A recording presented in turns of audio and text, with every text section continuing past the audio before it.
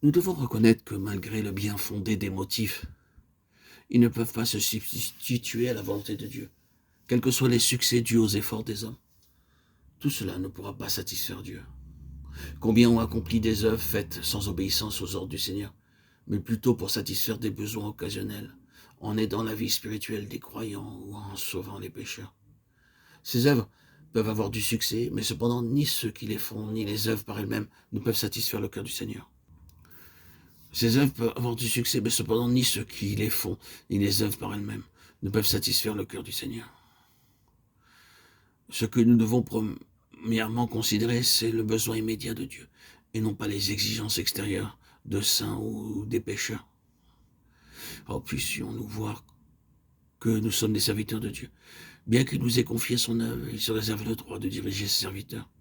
Souvenons-nous que le Saint-Esprit à Antioche appela les serviteurs du Seigneur pour l'œuvre. Cependant, Paul et Silas ne purent pas aller en Asie de leur propre initiative. L'autorité pour les mouvements des serviteurs du Seigneur est pour toujours entre les mains du Saint-Esprit. Acte 16, 6. La question n'était pas de savoir s'il y avait un besoin en Asie, mais si Dieu avait un besoin en Asie. À ce moment bien précis.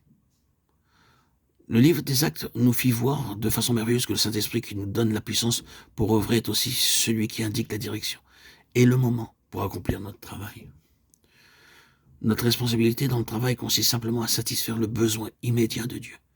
La Bible atteste que nous n'avons pas été loués par Dieu, mais rachetés par le sang de Jésus. À cause de cela, il a l'autorité absolue sur nous.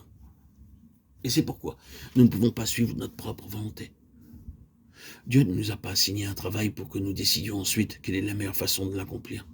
Non, il a un plan particulier pour chaque œuvre. Il ne sera pas satisfait, ne pourra pas nous employer si nous prétendons à quoi que ce soit sans un ordre défini de sa part.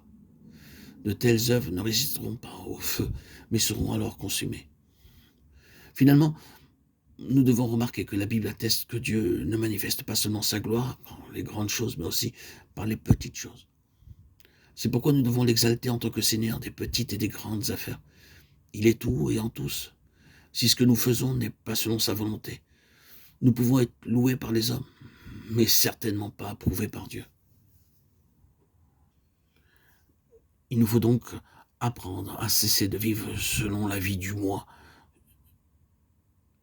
selon nos propres instincts, notre propre chair, mais plutôt par l'Esprit, marcher selon l'Esprit.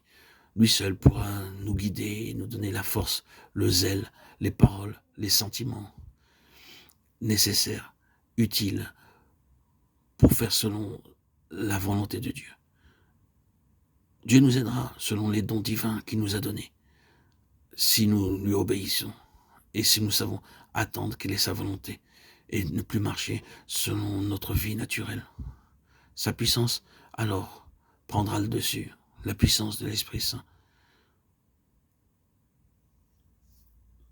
fera son œuvre en nous.